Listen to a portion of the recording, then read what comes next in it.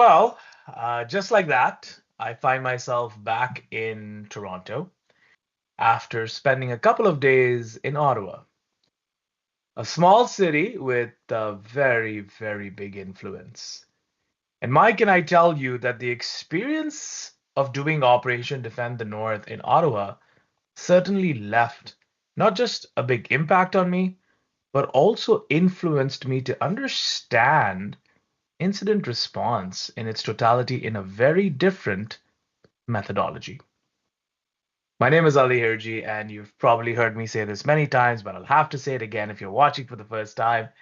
I happen to be one of the chairs of Operation Defend the North, and it's been exactly 1 week since Operation Defend the North Ottawa. And today, I'm joined by a couple of folks that you would have seen on the stage with me who played a critical role in making sure that Ottawa was a success. You know, they say the unexamined life is not worth living. So 1 week later, let's begin and examine how Module 1 played out. But before that, first, I'm going to start off with a quick fire question, and I'm going to go randomly to Shruti. Shruti, it was your first time. For some reason, they sat you right next to me. You got to see the method to the madness up close. How did it feel? First time on the stage for Operation Defend the North. Well, I think you and I were chatting about it after. The first 10 to 15 minutes was really overwhelming. It was like, as you said, method to the madness. It was a lot of things happening. And just looking at you and the amount of things that you take care, I don't think people realize that one human being is taking care of so many things. And I was nothing, doing nothing compared to all of that, but still like sitting there, listening in, trying to grasp everything. It was overwhelming initially, but slowly, I kind of realized that yes, this is the groove. I caught that and kind of went with the flow. It went down, it got better in the first 15, 30 minutes. Yeah. But yeah, there's a lot going on in that podium that people don't see or realize. 100%. And you know what? I think that that last word that you used, right, which is you don't realize it, and it Yeah. becomes real when you're in that situation. And I have to admit that with the wide spectrum that we had in terms of the audience, you had a lot of folks who have been through incidents, some who haven't. And then I got to meet a couple of folks in the finance sector who said, we genuinely did not realize all the different moving parts that kick in. So I'm gonna get into that a little bit, but I have to then go to who should I go to next? Let's go to Lionel, because Lionel, I saw you yesterday and I don't think we spoke enough, so I'm going to go to you again. Lionel, thank you again for participating. Amazing. All of you were tuned in, dialed in. But I do have a very specific question for you. Mm-hmm. You took on multiple roles. You didn't just stay in one situation. And the one role that you Mm-hmm. did take on was the police liaison or something to that effect. Mm-hmm. That must have been very, very different. Yes. It definitely was, and I guess to me it was really also a good opportunity to actually be able to step up and be able to absorb, everything that was happening pretty quickly and be able to adapt and also be able to, I guess, give and share some insight that would be relevant. So I feel like yeah, it was a good exercise to be put on the spot like that. Obviously you don't necessarily expect anything that was happening in terms of roles and all of that. But then Right. also, like some other colleagues were sharing that they are right, this is real life actually. Sometime in real life, you have to step up.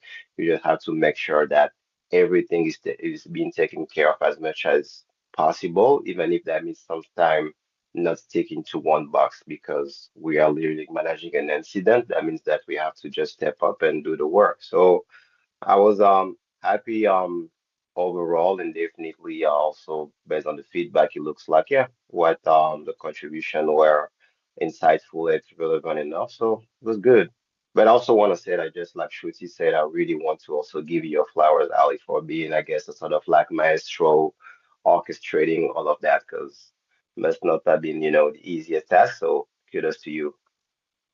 Well, Shruti and Lionel for saying that you can collect your payments later on. I pay in rupees. We'll deal with that later on. But you know what? You're absolutely right. A seesaw is never set in stone. It's set in jello, and you have to have that movement. But look, and I'm going to get into this. Yes, there's the delivery of it, but there is the structure that comes in that you need.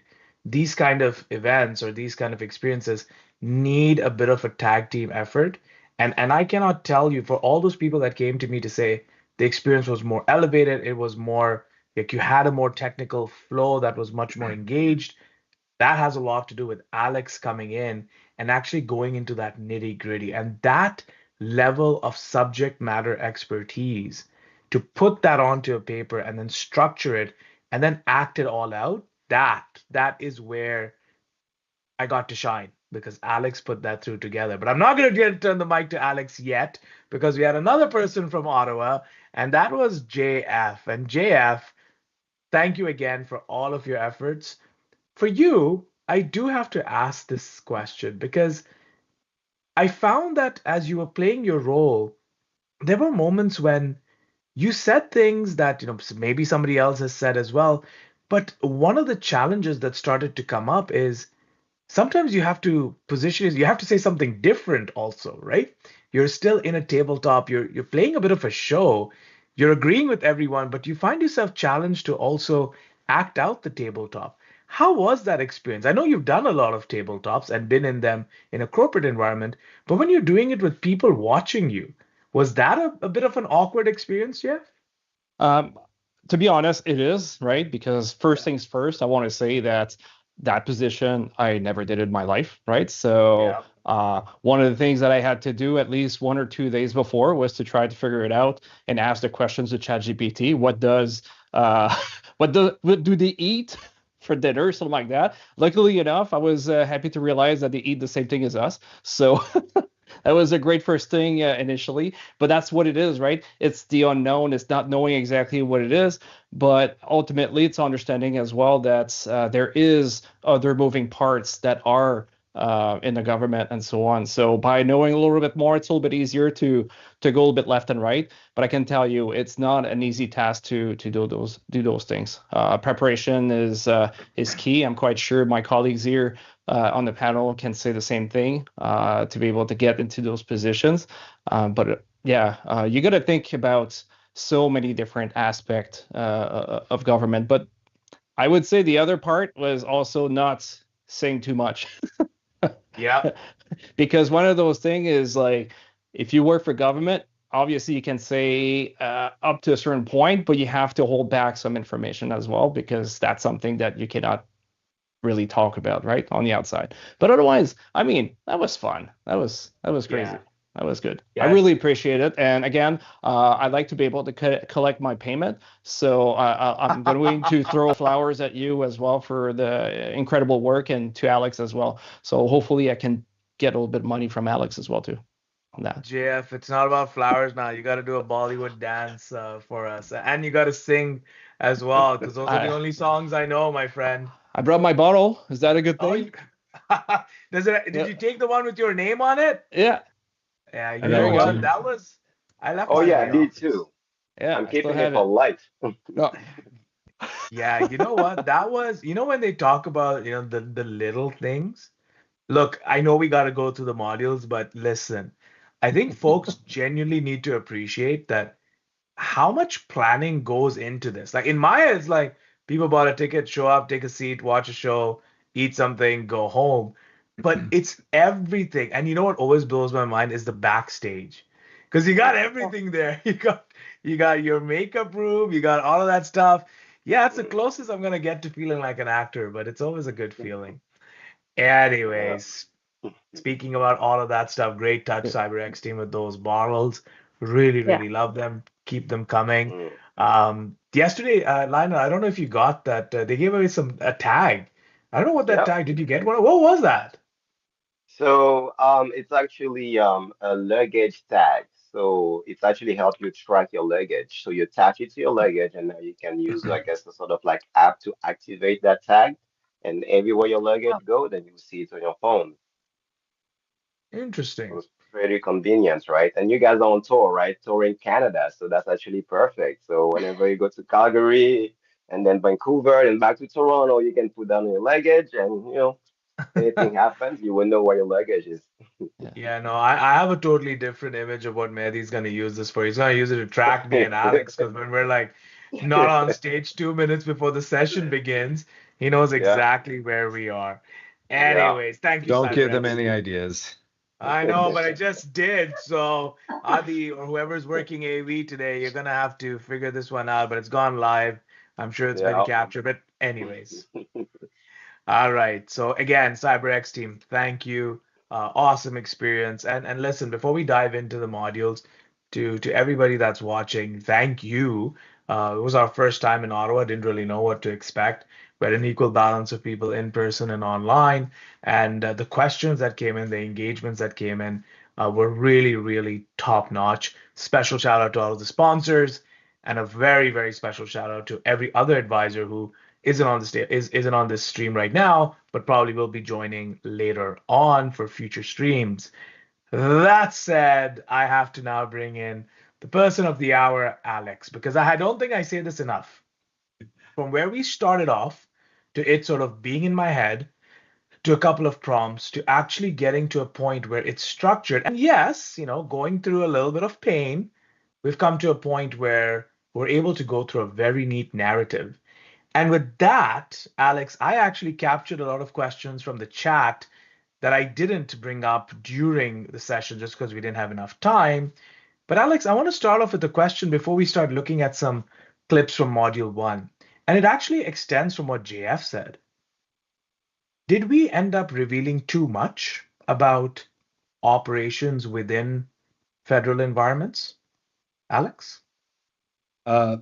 As one of the authors of the scenario, probably not, because I don't work in the government nor have access. That said, taking cues from what you hear in the news and applying it to what we see in the private sector, there are differences, but we operate IT very similarly. Now, the bureaucracy is totally different, and we're just speculating based off of what we see in the news. Yeah, but I think, what, the questions that some of the notes that I was getting was, hey, this might help an adversary with a little bit of recon. I don't think we went into a lot of depth. I think what was more important was actually to get people aware about what actually takes place in these scenarios. So speaking about getting people aware, AV team, I'm going to point to you right now. For Module 1, which was, help me out here. What's Module 1 again? Detection and analysis, Alex? Yes, sir. Yes. All right, it's detection and analysis. I will remember these verbatim one fine day. AV team, can you take me to, let's see, 3 minutes and 50 seconds? If you can take me there, I just want to see that moment again. 3 minutes, 50 seconds. Yeah, I think I've got that correct. And I just want to play the next minute from there. Yeah, roundabout here is good. Let's pay attention to this. At this point, I want to draw everybody's attention to there is communication going on within our Teams networks, and I'll prop this up on the screen very shortly, where it has become apparent that there is some conversation, Alex, about some outages. Now, it is early in the morning today, and at 9 a.m., I'll read out these messages and exchanges that I've been a part of with Amanda, where it says, no client-facing issues here so far. Ottawa systems are stable. And it says, good to hear, but Toronto's been getting service disruptions all evening. Some regional offices in the GTA are reporting harder impacts. And to this, we have responded, thank you for flagging. We'll keep monitoring and share updates if anything changes on our end.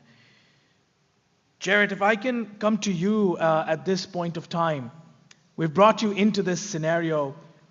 Based on your role, are there any questions that you have and any concerns at this point from your perspective? Just hear the next 10 seconds. First and foremost, it's scope. Coming back to, from a national or regional perspective, I think we've got some clarity in a particular region of Ontario. I would be asking for damage impact assessments at a departmental and interagency level. AV team, can we pause about there? Information would feed. Around about there. And Jeff, I want to start off with you here. Is when Jared was saying, I'll be asking for impact assessments, etc., do you think I should have gone? I was debating this. Should I start going into the question of, do we actually have time to do any of this? A system is down, a system is down, the media is reporting stuff. We don't have time to do thorough assessments. Was that a conversation that I should have started? Because I didn't. Your thoughts? I think it could have been a good question, right, to be able to ask that question. But ultimately, I think Jared was right to do maybe an initial impact assessment and understand exactly how far we know, how far it went. And then if there's any reaction we need to take immediately, we do take it, right? But I think he was right to do that. But at the same time, would have been interesting for you to bring that question to him. Yeah, I know. I wasn't sure. And you know what, to Shruti's point, it was so early. And I think, maybe Shruti, I can ask you this. So Shruti, you were one of the first people. I think you got there before me. Okay. Yeah. I had seen the space the night before. Alex had as well. You came in early. Jarrett and George, sort of came in just before it began. So they just settled into the role. You think coming there early changed also how you took to the stage? Because I felt like in the early 15 minutes, even Jarrett and even George having just come in, Yeah. they were still struggling to settle in. Would you agree?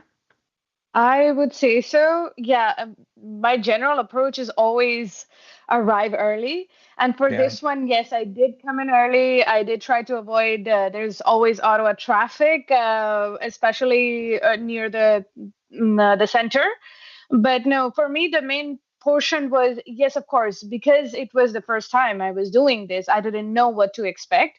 Yeah. What many people actually asked me after the show, and that I think this is something that I want to address. A lot of them didn't realize that all of us did not prepare like a script. We were not reading from a script. We were reacting to an actual situation. So people came up Yeah. to me and they asked me like, "Hey, were you guys like, did you know what you're gonna say?" I told them we didn't. CyberX team always want this to be organic. So we were never prepared. We were given a scenario and hypothetics about it, but we had to react to the moment. And I think that's exactly the reason I came in a little bit early, settled down, tried to understand and read about Yeah. what was given to me to grasp it.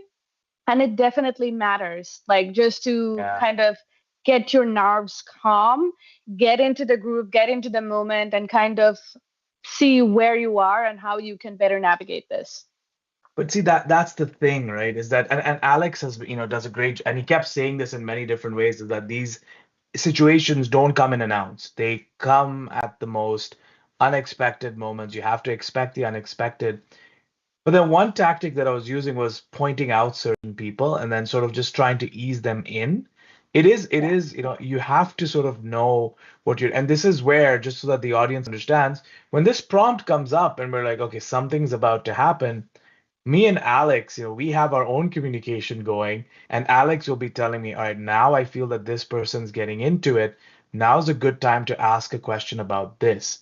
That's how this all comes together. It's not easy, and there's a lot of tag teaming that goes into this. But speaking of tag teaming, Alex, I want to come to you because I again, and I'm just, I had some notes about where should I take the conversation. An area where I wanted to go right away was, Alex, should this immediately, given the geopolitical circumstances, it was still being discussed as an IT issue. Was this the right time to say, hey, should IT not be waiting and should they flag immediately, even if there's a slightest amount of suspicion for security? We kept security at a distance for a while and then kept making it an IT issue. What do you think? We prolonged that too much? Given the sensitivities, security should have got involved earlier. Your thoughts?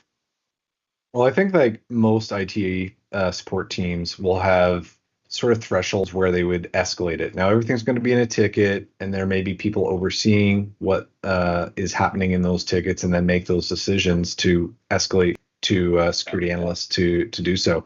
I always like to preface that, like, these types of threats don't come as immediate as we're simulating in the tabletop or in movies, right? Like we're sort of trained to believe it comes very quickly and very linearly, with the exception of ransomware, of course. it does trickle out where you will start seeing inconsistencies across the network where one corner of the network is working fine or another one isn't unstable. And that's because what it relies on infrastructure wise has started to fail. And that's that cascading problem. So it makes it very challenging to troubleshoot. And again, those characteristics are also very much part of just IT failure in general, not cyber attacks.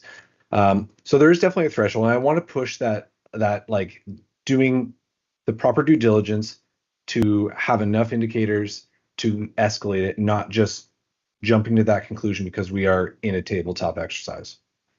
Yeah, and I want to work with that. And Lionel, I want to come to you, but extending from what Alex just said, and obviously we have, another 30 odd minutes, so I want to get through even module 2 as well. But there was one moment in module 2 where I started going, this is getting a bit interesting. AV team, if I can have you go to I'd say 11 minutes and 55 seconds. If you can go to that moment, please. I want to play this situation because by the 11th minute, we had security beginning to talk. By the way, round about there is fine, AV team. Before you play it, just this moment and this visual I thought was very impactful. Great job, siberX team. This certainly started to put things into context. And on the chat, you started seeing people going east, west, east, west. What are we looking at? I think that's the kind of desired view that you want as well. AB team, can you play this for the next minute or so? Yes, there were a few outbound connections today early in the morning that we noticed. However, not surprised you've seen them before, but at this point, things are indicating differently. I don't have much information on it as of now, but I'll keep you posted as I get more data. All right, I'm going to ask for this screen to remain on display for a while. So AV team, if you can keep this up there. Bill, I am trying to find out, and in collaboration with Alex, we're trying to figure out if we can hear back from our contractor. But anything that you want to chime in on right now based on, from a shared services perspective, based on what you're seeing? Yeah, roundabout there, if we can stop for a second. No, I mean, firstly, it's always super awkward when you hear yourself speak. But I guess thanks, Alex, for these really crucial timestamps. But that said, Lionel, a question for you, my friend. So by the 12th minute, we're starting to see that there've been some outbound connections. We're starting to see that, the CISO's getting involved. Bill was also multitasking, dealing with something else at the same time, which was, in my view, that's what I want. And I believe he had like a budget presentation or something come up. That's the reality. Many other things are happening. So it was really interesting to see him manage that in real time. But Lionel, a lot of people asked me, wouldn't security have earlier, right at the start, immediately said, the minute we said this chats are going on, shouldn't security have in the 3rd minute basically said, hey, we actually have some things that are happening? Is that realistic, or can that happen where security maybe is spending a little bit more time analyzing something? What's the realistic nature of this? Yeah, so absolutely. I think there was a key word I would share actually during that session is actually the idea of a playbook. And usually it is not like universal playbook, but you will see, I guess, some common principles, right? And then that's where sometimes maybe some playbook would recommend to ideally already communicate a certain way and maybe actually involve some people that will be fully dedicated to communication, PR, and what we can share internally versus what we can share externally, right? And sometimes when you don't have the playbook or even didn't have the time to consult that playbook, then you would just, I guess, share whatever you feel is necessary. And then sometimes you might not have the opportunity to take back what you said. And I think that's some point that we saw on Yeah. the ODTN news, right, at some point. So that's the part where, yeah, I guess being like on a live moment like that, ideally you want to have a playbook and be able to just follow each step and involve all relevant people. Otherwise, yeah, things can sometimes, I Yeah. guess, overshared or not shared enough. Yeah, and I think, Bill goes on to say, and I'll read it verbatim. He says, look, it's a little too early to go out at this point and say there's a security incident. We need time to investigate this. We need time to come back to you. And I think, JF, this was that moment, right, where I think we, the security team and then those around the security team, as much as we're trying to protect the application and protect the public, you're also trying to protect your security team for them to do their analysis. And this was sort of that moment where we were stuck with, do we issue out a message to the public? How do we deal with, how the public is reacting to this? But a question that I had in my mind was we had two, or was it one? I don't quite recall, but we had some sponsors who were playing the role of industry experts. And I felt that maybe it was part of the way I was running it, but I felt that they were only sort of engaged in to react to what we were seeing. Do you think there was a better way to potentially get them to proactively jump in and provide their expertise? I found I was engaging them a little reactively. Any thoughts there? Well, I think with what we had right now, it was a little bit harder to decipher exactly what was going on and get them to engage 100%, right? So having potentially maybe a panel for them to be able to go in there and just review some of the logs or so on to get them to actually do what they're expert at, right? And dissect those logs and understanding exactly what's going on probably would have made them engage a lot more in that sense. Because obviously this is something that's very important. And if you have also like they have their own playbooks, and a lot of times, like Lionel was saying, they practice it so long that they could have just reacted right away. So yeah, I think that's probably one of those things that could have been very interesting to see how they execute the methodology on understanding exactly what's going on. Yeah, and I think, again, this is how, the improvements come in iteratively. But Alex, I think this is where some of your plans for Calgary and Vancouver, without sort of letting the entire set of cats out of the bag, I think you're thinking a little bit differently about how to engage the industry experts at the table. Do you want to share a little bit about what you have in your bag of tricks for Calgary and Vancouver? Well, I don't want to get too meta here, but every time we run one of these events, we are getting lessons learned from it, and then we're using that for continuously improving how we're running these events. So yeah, the framework helps us for a little bit of structure with a very loose, soft, goosey center where most of the gameplay happens. We also do a lot of research on previous incidents and borrowing the best tidbits of that to create a really entertaining story. And Vancouver's is about a national retailer experiencing a cyber attack from a supply chain. And Calgary is a really unique one. We're not going after oil and gas. We're going after the power grid. It's gonna get very interesting, and I will say over here a shout out to all the sponsors. But I found that even when we started to release those codes for immersive labs, we found a lot of people signing up for it, and then people using some of what they did in the lab to start sharing some of their thoughts on how we should conduct, the next steps in module 2 or module 3. So that was a really interesting moment. But there's two other occasions at detection and analysis which I want to bring up. But before I do that, Shruti, I'll come to you. In the real world, when this is happening, it's very, very difficult to resist the urge to get to the point of what is going on. Tell me, is this an attack or is this not? And one of the things that I saw that you were doing really, really well is you were going step by step and saying, I want to know, for example, what is our BCP plan? What is, do we have the list of all the contractors? Can I look at a few certain things? You were asking for certain things which we didn't have. Is that, again, I go back to that word about realistic. Is that realistic that you can be in a situation where you're asking for certain documents or certain contexts and they don't exist? Your thoughts should be? So this is a great question, and thank you for asking me that. And this question will give you two responses. One response from what I'm going to give you, because I'm on the GRC side, specifically the risk. I'm one of those compliance folks who actually authors those processes.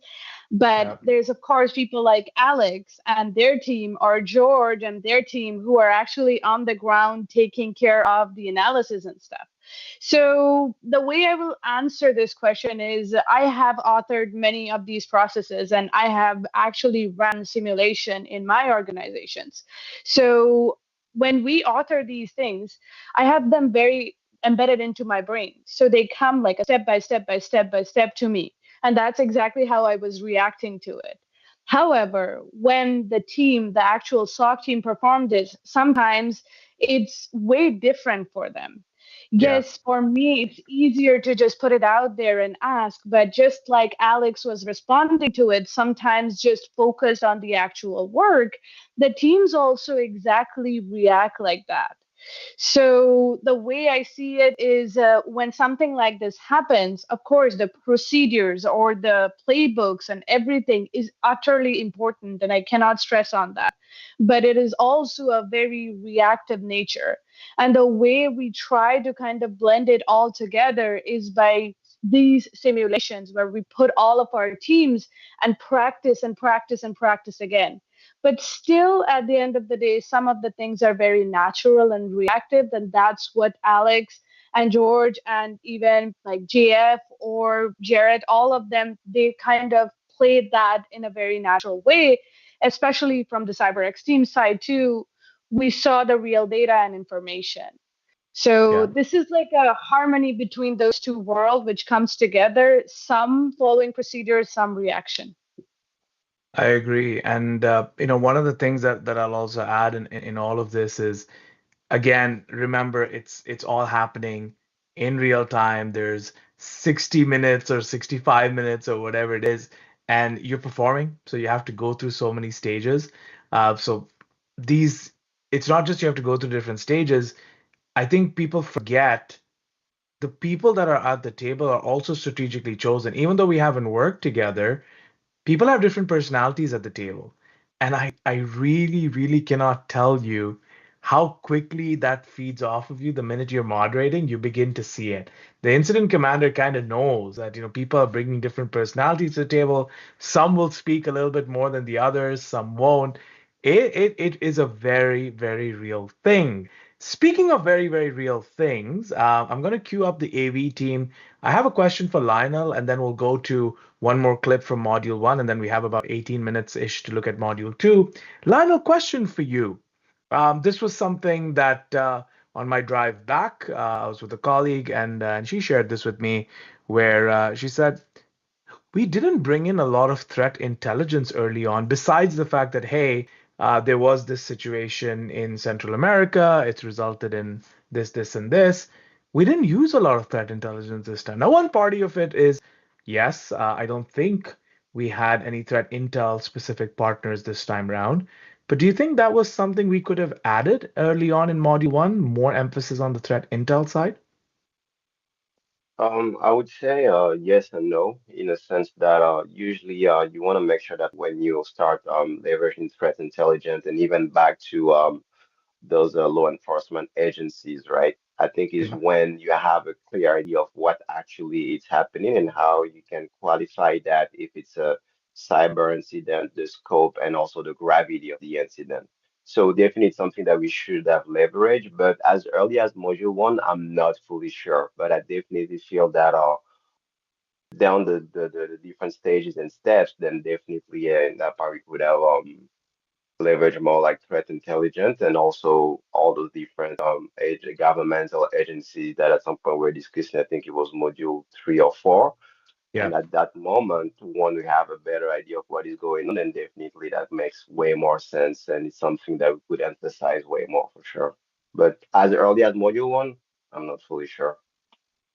Fair enough. Very direct answer. AV team, can we go to 37 minutes and 5 seconds? I just want to play this moment because the comms piece was starting to get, George obviously got us very much into a different kind of rhythm. Then we had Walter getting in on the comms piece. So yeah, if we can just play from roundabout there, that's good. I just want to hear the next minute and a half. Strategically right now, is that the steps? Are you comfortable making these kind of communications, or are they still concerns that something more sinister is ongoing? So this was brought up earlier. Do not point blame or fingers until you absolutely have certainty. And at this stage, we do not have certainty. So I absolutely agree with Walter on this. We need to remain calm and send out an aligned message without blaming anybody or pointing any fingers. It's too early. It's still very much an IT incident, and we do not have enough data to call it a cyber incident yet, let alone point any finger to our contractor. Until we know more, it has to be a general message that we are facing backlogs and issues, and until we need to focus on gathering our facts before we can conclude to any findings. Alex, so pause over or there. the wider JF, SOC if I team. can bring you I have into this, there was a very strong push to protect the contractor. And at one point, and I don't recall if it was in module 1 or module 2, but at one point, I think someone even asked, are we actually receiving mails from the contractor? That was a slippery one, JF, don't you think? Yeah, obviously, I mean, that's something that can be very interesting. But at the same time, what Shruti was saying, not pointing fingers at anyone and not trying to just overwhelm also the contractor or whoever could have been responsible for that. It's also key here to make sure we focus on what is important right now, right? Understanding exactly what's going on in front of us, and then whenever we have a better understanding, asking those important questions, right?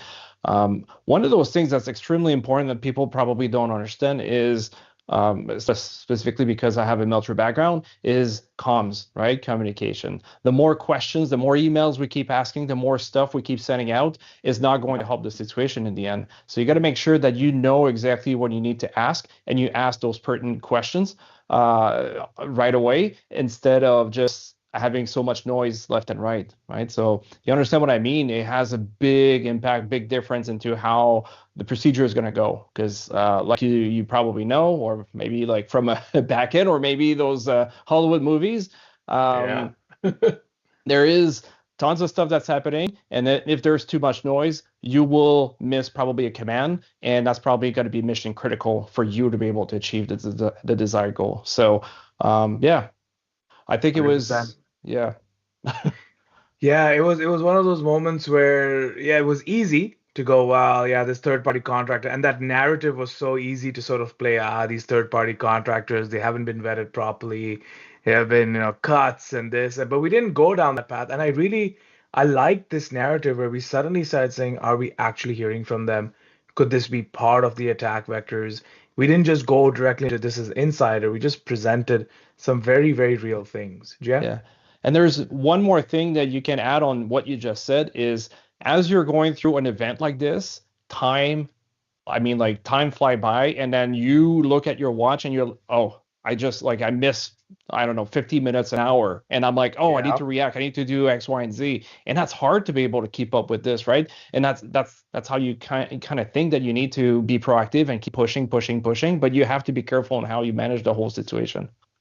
Mhm. And just to piggyback on what Jeff was saying, it was great, Ali and Alex. At some point, we had that clock, right, that was showing how much time was passing by, and then also the Right. impact, the financial impact. Yeah. And then usually when you have to take that into account, then definitely that can add you more pressure, and then better manage that. Cannot necessarily be that easy, but as long as I guess we're trying our best, right? But yeah. Yeah. And you know how you can manage your time the best? It's by doing those exercises, exactly those type of exercises. Yeah. If you don't do them, right, that's going to be an issue. Let's say a hockey player or like a goalie, for example, right? He's going to be able to stop the puck. The puck is going super fast, or even like a baseball player is going to be able to hit the ball. The thing is, they have a trained eye, they have the trained muscle for these type of things. They're going to be able to react, and then 100%. that space of time is basically slowed down tremendously for them. For us, or for anybody else that had never practiced it, it's going to be like, what do I need to do? And then your brain just keep rolling. That muscle memory is not there. So that's why you need to be able to get those exercises in play to move to the next step without even thinking about it. You're going to come out of this situation much more relaxed in the end, right? Because it's going to be much easier. It's like a second nature. Sorry, I'm getting excited here, No, but I not think at all. this is No, this no. is Yeah, I important to no, think you're mention. you're absolutely right. I right. fully He's agree. back in the Absolutely module. He's Yeah, back in the module. He's 100. playing the role again. Yeah. You know what? Let me jump in here because I wanted to go back to what Trudy and Lionel said right off the bat with their experiences, that they were like a little caught off guard and didn't feel like they were in the right, position. Lionel, you had to represent law enforcement, right? And like, That was and tough. there's two angles here. And like, first of all, that's the point. That's exactly what Ali did to me on my first rodeo. And what did it do? It actually gave me, and probably yourselves too, that emotional experience of that stress of the oh shit moment. Like, I don't know what's going on. I am supposed to know what's going on. My job's at risk. Those types of things all going through your head, and it makes you operate differently. And you operate differently under stress. And this is such a great part of that muscle memory building is being able to do it under stress. Like, we certainly can write IRPs and we can read through them around the table, but like, until we actually get thrown into the fire with them, to realize you don't really rely on the document as much as your past No. experiences with that document. And that's really what these tabletops are for, both Operation Defend the North, but what we should all be doing in our offices. Yeah, no, absolutely. Yeah. Because at the end of the day, I feel sometimes like giving to panic is maybe also what the attackers want, right? So I feel like it's also a mental game where you don't want to have everybody panicking, everybody in on each other, like Shruti was saying, pointing fingers at maybe the vendor while we're not even fully sure yet. So all that potential chaos, you want to make sure that actually you stay grounded as much as you can. So yeah. Yeah, That's a good 100%. point, because I read the Fancy Bear Goes Fishing a year or so, and it was talking about fishing, but to Lionel's point, um, a good social engineer that's doing a phishing attack against you wants you to stay in your system one brain, the sort of like reactionary fight or flight brain, and not the system two, which is the more cognitive logic brain that your body doesn't want to use. It wants to be power efficient and not use that part of the brain or mind. So, to Lionel's point, is like getting the team to be in chaos, say breaking their monitoring tools, is going to make all their decisions and reactions reactionary to what's happening, rather than taking a proactive approach and trying to take control of the narrative. And that's something that we try to roll into those scenarios, is throwing in those unknowns and making the heart race a little bit. Yep, Yeah. absolutely. I'll Meditation could definitely. be key.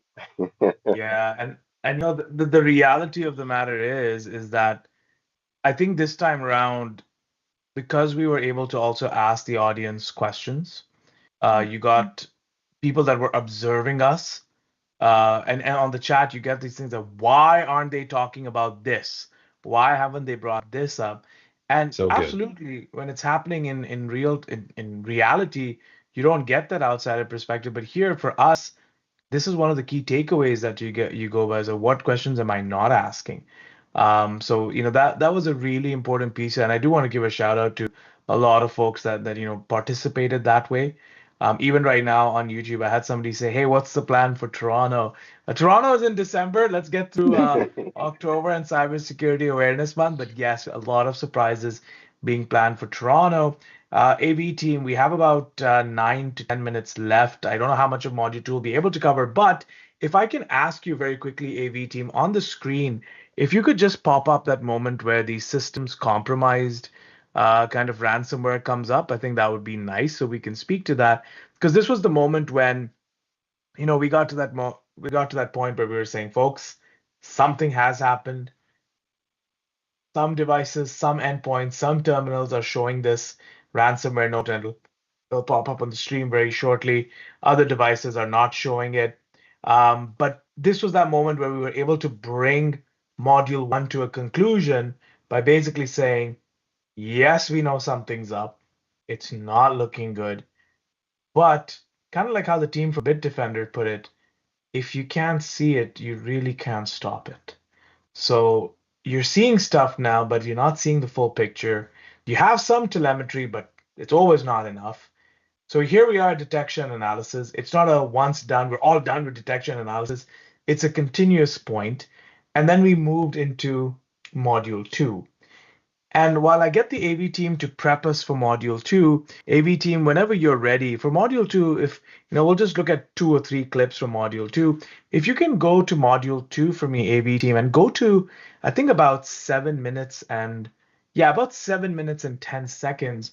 And as you're bringing that up for us, I think this was that moment when we started really pushing towards, okay, we're under an attack, and we had to sort of thwart that temptation to say, who's done this? Who could be attacking us? And it's just natural to feel that way where you're just going, we want to know who did this. We want to know the TTP so that we can observe this further. And that was one of the biggest challenges that I was having as this module sort of kicked off and began. The clip is going to play very shortly on the screen, but Alex, I'll come to you. This time, Ryan, the timestamp AV team is around 7 minutes and 10 seconds, if you can put that up. I'll give you a couple of minutes, AV team, to do that. You get everything on point all the time. If you have to take a couple of seconds, I do not blame you at all. Great yacht party there yesterday, by the way, AV team. Excellent music. All right, yeah, we'll play it from here. Good job. Thank you. You want to increase the volume for me there? Thank you, lovely AV team. Is a request basically asking us to explain, is this disinformation and malinformation campaign part of the TTPs? And I did receive a note saying we are using a few acronyms. There are some folks in the audience, both in person and online, that may not be familiar with some of the acronyms, which is totally fine. The techniques, tactics, and procedures that this group that may be hitting us. Is there a possibility that the misinformation campaigns that we're beginning to see is part of their attack vectors? It's always possible. When you look at the types of attacks that come, if I were to, I don't know, maybe overly generalize and look at 2 simple states. One could be point in time. So what is the goal or the objective? If it is a larger, more coordinated attacker, then generally there are multiple prongs to those sorts of attacks. They try to distract. They put up distractions, divide our defenses, keep us occupied in other areas, while they try to go after, the attackers try to go after their main target or goal. So I think ultimately we don't know what the goal is at this point. So we don't know if it's isolated or if they're all coordinated. But whenever we can pause right over there. Bill mentioned the word distracted 2 times, and I assure you, while you see me typing away on the phone, I am not distracted, nor am I checking any cricket scores, because the match was actually on Sunday. We can have a separate podcast about that, myself and Shruti. But JF, a question for you, and I didn't ask this question from the audience during module 2 because we just didn't have time. Sorry, Ali, can I jump in? Yeah, of course. And look at my camera doing whatever it's doing right now. But I just want to give you another shout out, because you are not texting. You are not in your phone. You are just multitasking to the beast mode. And I've never seen someone doing that. So I just wanted to say, no payments received, but that was Ali trying to coordinate with different teams at the same time, still maintaining and sharing the questions to the designated people. So hats off. Okay, I'll shut up. And that's one thing that I can tell you, that came with practice over a period of time. But here's the reality. Because I have 2 other individuals on the table that know the flow of things, and we've gone through how we want to run things, that communication eventually, from going to just chat, by the time we got to module 4 and module 5, it was just us looking at each other, and we kind of knew, move on to this side, and you build a little bit of that rapport. But jokes and fun aside, I think that is so important, because again, when you're dealing with an incident, the people at the front, it may not be one incident commander, it might be 1 or 2 individuals that are responsible for it. How lock and step they are, and how in sync they are with each other, how they complement or contradict one another really, really matters. And I, for everyone that's watching this, I will tell you this. I can do those multiple things and look at multiple things at the same time and get responses out. But if you tell me to sit down and put it all into a structure and a flow, I'll struggle. And that's when Alex and Shrey come in and really help do that and then bring us back, say, I think we've missed it. You know what? You're right. I was busy dealing with this. Let's move in this direction very, very quickly so that we cover. That is super, super important. Thank you again, Shruti. But that said, Jay, I have a question for you. Didn't ask it during module 2. We only have about 67 minutes left, so we'll race through it. But Bill mentioned something and said, we don't know if this is an individual or a coordinated attack. And at this point, we were hearing about the deepfake campaigns, et cetera, et cetera. This attack didn't escalate to the point where you started to see, and I'm going to use this word because we did use it in module 2 or 3. We started hearing this thing about, could this be terrorism? Could this be something to that effect? Do you think we spent enough time, considering from a containment perspective, do you think we spent enough time talking about how we need to alert the public and how serious this situation could get? I felt like I downplayed it in terms of how serious it could get for the public. What are your thoughts, especially if this was a coordinated, multi-pronged attack? There's many things that could have gone differently, obviously, and by bringing a lot more into the mix of how the public is perceiving, because obviously I felt that module 1 was bringing the public in place, but as we were diving down into the incident, I think it kind of dimmed down a little bit on that aspect. But obviously that could have played a huge impact in the end, because if you keep seeing things happening left and right, your decision might differ from exactly what you were intending to do if you're only thinking about IT in the end, right? So all these things could have made a huge difference into the mix. I just want to point out as well, as I'm thinking about that, and I'm probably sure that Shruti was going to talk about it later on, Bill also is another machine is tremendous on this, right? And it's just like, I don't know if you know, but he was probably dealing with 2 different incidents at the same time on his phone while playing there, listening at the same time, and then probably trading on the stock market as well and making millions. I don't know. I'm speculating here, but it's just to say that it was just crazy to see stuff like that. But yes, I think we should have spent more time on this, because it has like basically the public perception has really like a big impact into a lot of decisions we're going to take. I would say that normally we should take it slow, understand exactly what's going on 100% before we communicate any sort of information to public, but we need to be swift as well in that aspect. We communicate the truth that we know, don't speculate and go up there.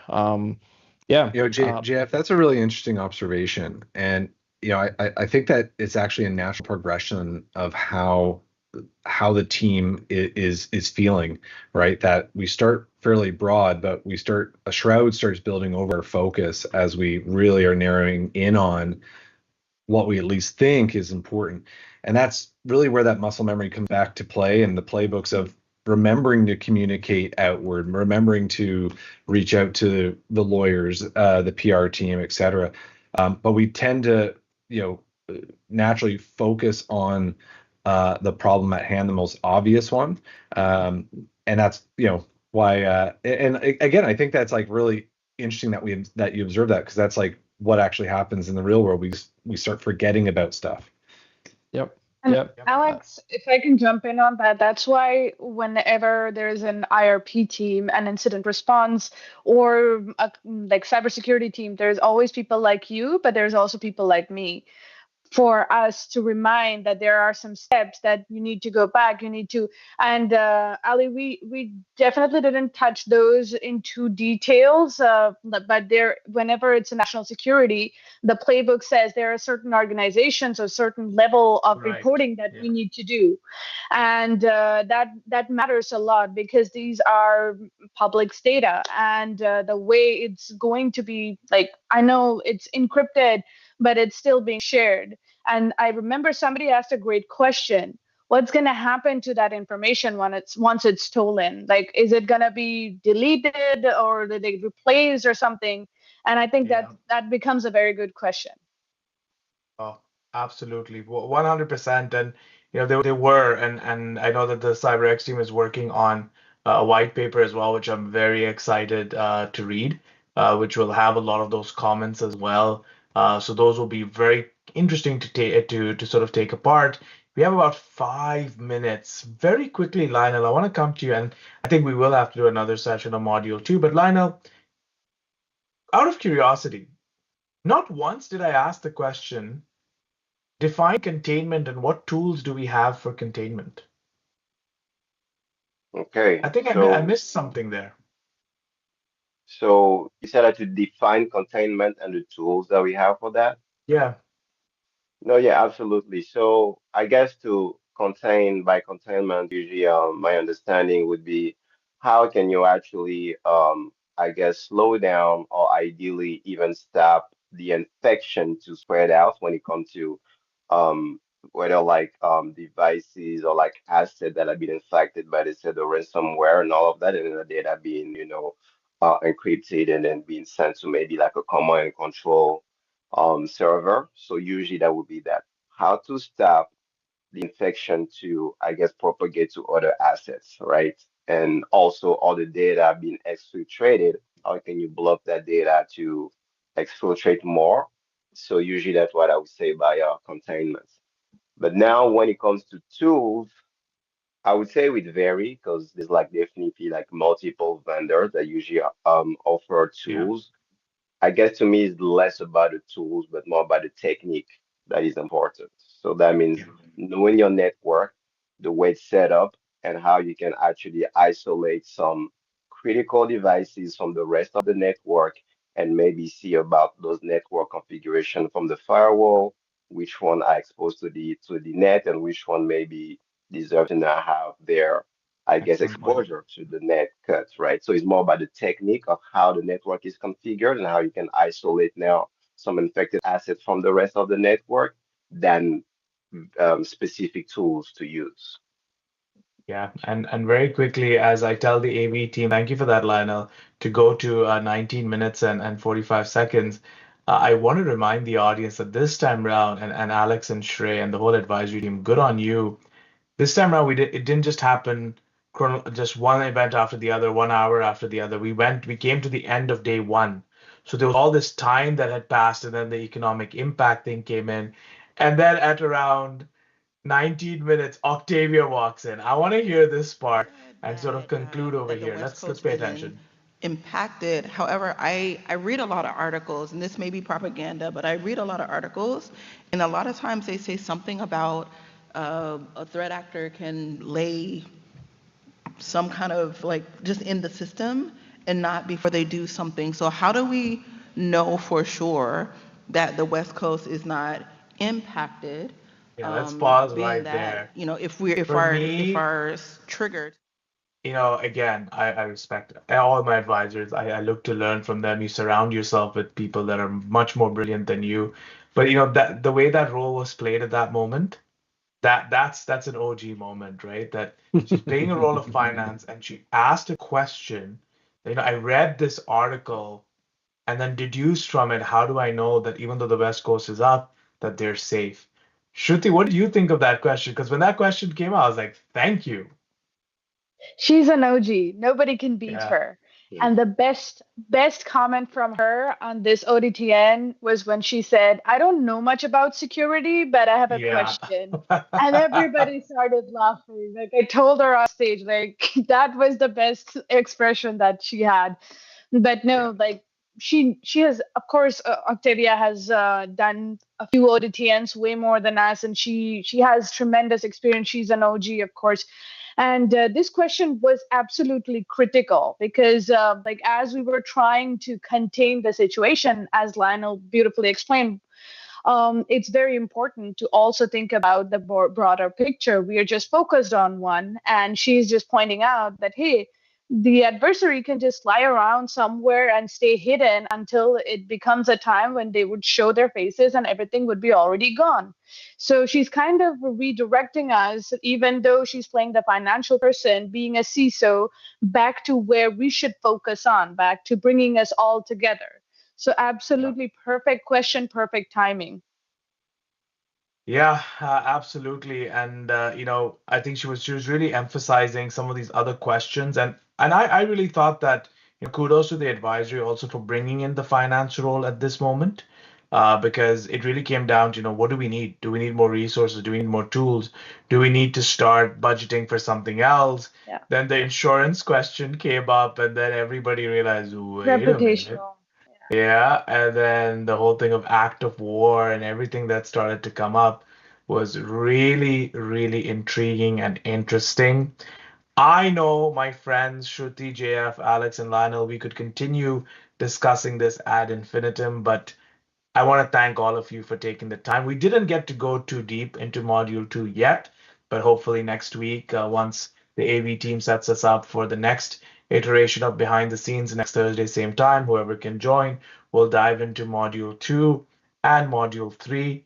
They say that the journey of 1,000 miles begins with a single step. We took a single step today with Module 1, but there are many more steps that I hope to take with all of you behind the scenes and step it up all the way to Calgary on October 20th. Thank you so much, everybody, for tuning in. Stay safe, stay healthy, have a wonderful evening, and thank you again to all of my lovely advisors for taking the time this evening to join me on Behind the Scenes. This is Ali Hirji signing off. Thank you. All right.